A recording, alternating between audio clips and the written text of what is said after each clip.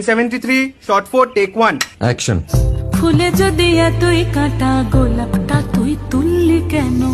প্রেমে যদি এতই ব্যথা সেই প্রেমে তুই ভুললি কেন? কি গো ডাইরেক্টর সাহেব, আমি তো 60 বলে দিয়েছি, কাট তো আর বলতে পারি না। এবার তুমি কাটটা বলো। Got it. Excellent shot, excellent. Madam আপনার সাথে একজন দেখা করতে এসেছে। নমস্কার, নমস্কার। বসুন।